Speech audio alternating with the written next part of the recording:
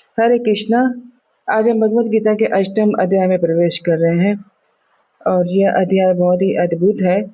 इसमें अर्जुन 7 प्रश्न पूछते हैं जो हर साधक भक्त के जीवन की दिशा तय करती हैं। और भगवान श्री कृष्ण इन प्रश्नों का उत्तर बड़ी सरलता से देते हैं। अर्जुन उवाच किम तद ब्रह्म किम अध्यात्मं किम कर्म पुरुषोत्तम अधिभूतम च किम प्रोक्तम अधिदेवम किम उच्यते। ये कुल 7 प्रश्न है।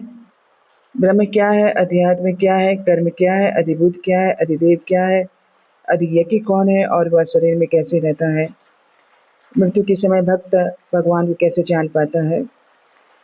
अर्जुन यह प्रश्न किसी आम व्यक्ति से नहीं, पुरुषोत्तम भगवान श्री कृष्ण से पूछ रहे हैं, क्योंकि उन्हें विश्वास विश्वास है कि केवल भगवान ही समाधान दे सकते हैं।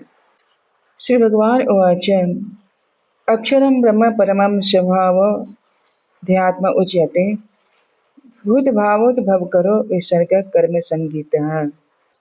भगवान श्री कृष्ण बताते हैं ब्रह्म वो नित्य तत्व है, आत्मा अध्यात्म आत्मा का वह रूप है जो शरीर में रहते हुए इंद्रियों के अनुभव को देखती है और भोगती है। वास्तव में आत्मा की अपनी कोई इच्छा नहीं होती, लेकिन जब वह मन और इंद्रियों से जुड़ जाती है तब उसी का प्रभाव आत्मा पर पड़ता है।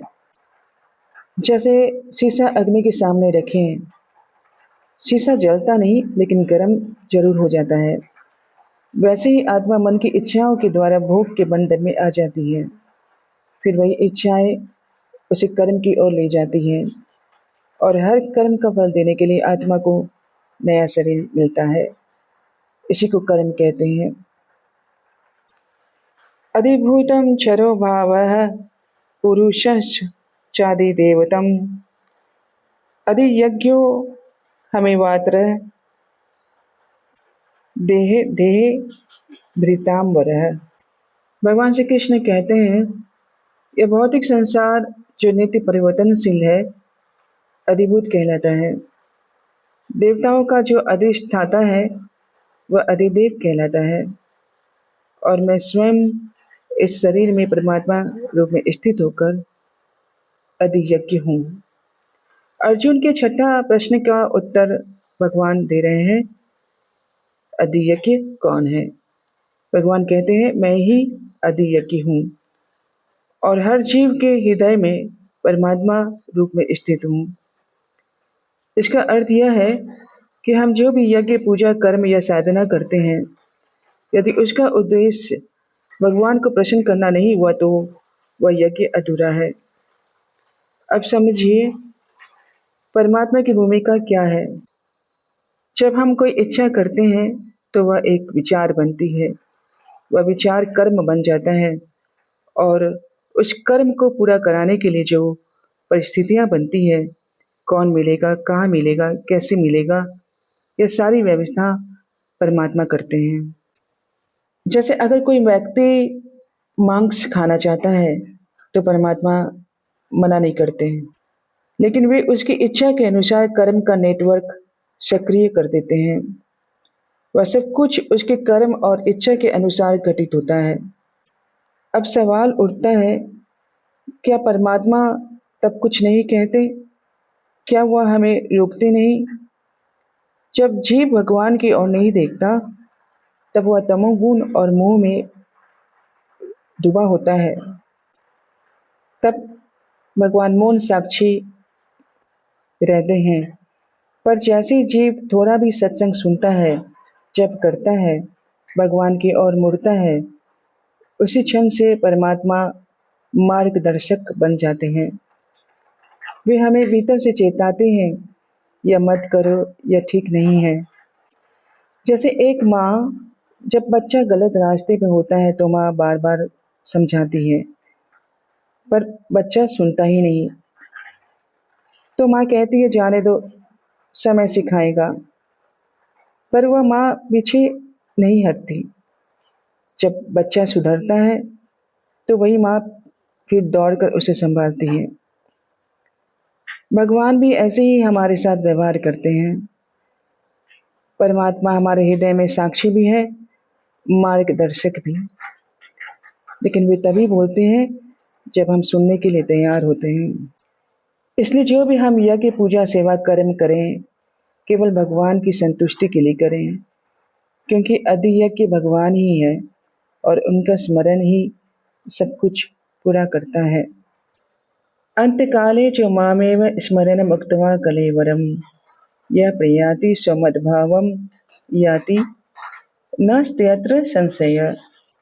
भगवान श्री कृष्ण कहते हैं, जो व्यक्ति मृत्यु के समय केवल मेरा स्मरण करता हुआ शरीर त्यागता है, वह निश्चित रूप से मुझे प्राप्त करता है, इसमें कोई संशय नहीं है। यम यम वापि स्मरण भावम त्यजत्यन्ते कलेवरम तम तमेवेति कौन्तेय सदा तद भाव भावित। हे अर्जुन, मनुष्य अंत समय में जिस भाव का स्मरण करता है वह उसी गति को प्राप्त करता है। अब आइए इन दो श्लोकों को जीवन में उतारने का प्रयास करते हैं। हम में से बहुत लोग सोचते हैं, चलो जीवन में कुछ भी करें पर मृत्यु से पहले भगवान को याद कर लेंगे तो काम बन जाएगा। पर ऐसा नहीं होता। मृत्यु का क्षण अत्यंत गंभीर है। उस समय मन शांत नहीं होता है, बल्कि जो सबसे गहरा भाव होता है वही मन के ऊपर आ जाता है। उदाहरण से समझिए, जिसने जीवन भर सिर्फ धन की चिंता की, तो मृत्यु के समय में धन ही याद आएगा। जो जीवन भर राग, द्वेष, गुस्सा, मोह और भोग विलास में दीप्त रहा, डूबा रहा, उसका मन मृत्यु के समय उन्हीं बातों में उलझा रहेगा।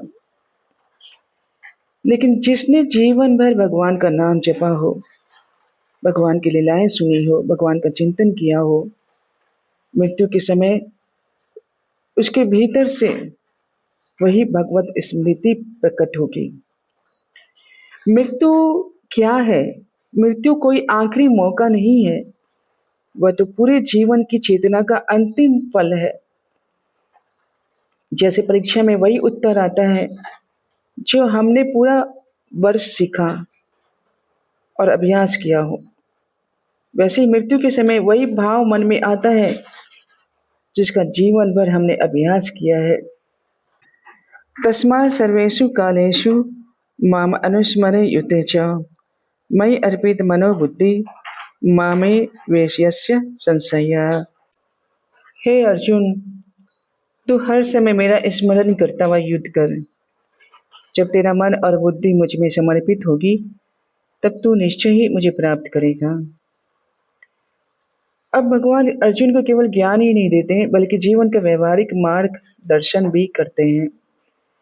भगवान कहते हैं, तुम युद्ध से भागो मत, अपने कर्तव्य को निभाओ, लेकिन साथ साथ मेरा स्मरण भी करते रहो। स्मरण मन का कार्य है, कर्म शरीर का कार्य है, और ये दोनों साथ साथ चल सकते हैं।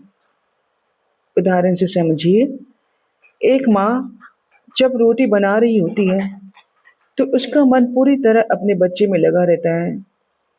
भले ही उसका हाथ आटे में लगा हो, लेकिन हृदय बेटे की चिंता में डूबा है।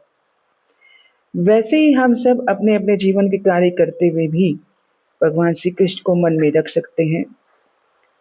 भगवान कहते हैं, मेरा स्मरण करते हुए कर्म करो और अपना मन और बुद्धि मुझ में अर्पित करो, तब तुम निश्चित रूप से मुझे प्राप्त करोगे। जीवन को त्यागने की आवश्यकता नहीं है, बल्कि कर्म करते हुए चेतना को भगवान से जोड़ना है, और यही हमें अंततः भगवत प्राप्ति कराएगा। अभ्यास योग युक्तेन चेतसा नन्यगामिना परमं पुरुषं दिव्यं याति पार्थ अनुचिंतयन्। अभ्यास योग, बार बार भगवान का चिंतन करना, मन को संसार से खींचकर भगवान में लगाना। जैसे विद्यार्थी साल भर पढ़ाई करता है तो परीक्षा में सफल होता है। वैसे ही यदि हम जीवन भर प्रभु का नाम स्मरण और सेवा करें तो मृत्यु परीक्षा में हमें निश्चित सफलता मिलेगी। इसलिए बार बार हरि नाम जप करिए, सत्संग करिए, मन को भगवत विषयों में लगाइए और निष्काम सेवा में लगे रहें। यह अभ्यास ही हमें अंतकाल में भगवान की स्मृति और फिर भगवत धाम पहुँचाएगा। कविम पुराणम अनुशासितारम अनुरण्याम सम अनुस्मरेद्यः सर्वस्य धातारम अचिंत्य रूपम आदित्यवर्णम तमस्य परस्तात्। यहाँ भगवान श्री कृष्ण अपनी दिव्य सत्ता के 8 गुण बताते हैं ताकि भक्त इन गुणों को ध्यान करके अपनी भक्ति कर सके। कवि, सर्वज्ञ, जैसे निर्देशक पूरी पटकथा जानता है वैसे ही भगवान सृष्टि का हर दृश्य जानते हैं। पुराण अनादि सनातन आदि भगवान कृष्ण है, समय उनके भीतर है। अनुशासिता नियंता, प्रत्येक ग्रह ऋतु नियम सब उनके आदेश से चल रहे हैं। अनुरनियान, जो सबसे सूक्ष्म है, परमाणु से भी सूक्ष्म, भगवान अनुरनियान है। इसका अर्थ यह है कि भगवान हमारे मन, बुद्धि और चित्त के भी सूक्ष्मतम स्तर तक पहुंच सकते हैं। हमारे भीतर कई ऐसी भावनाएं, इच्छाएं और डर होते हैं जो हमें भी ठीक से समझ में नहीं आते, लेकिन भगवान उन्हें पूरी तरह से जानते हैं। उदाहरण से समझिए, कभी कभी आपको या हमें कोई बात अंदर ही अंदर खटकती है पर हम समझ नहीं पाते कि क्यों दुख लग रहा है, लेकिन भगवान जानते हैं कि हमारे भीतर कौन सी अनजानी पीड़ा है। किसी दिन हम बहुत शांति महसूस करते हैं पर हम नहीं जानते कि ऐसा क्यों हुआ, तो वह भगवान की कृपा से ही हुआ, क्योंकि वह हमारी चेतना तक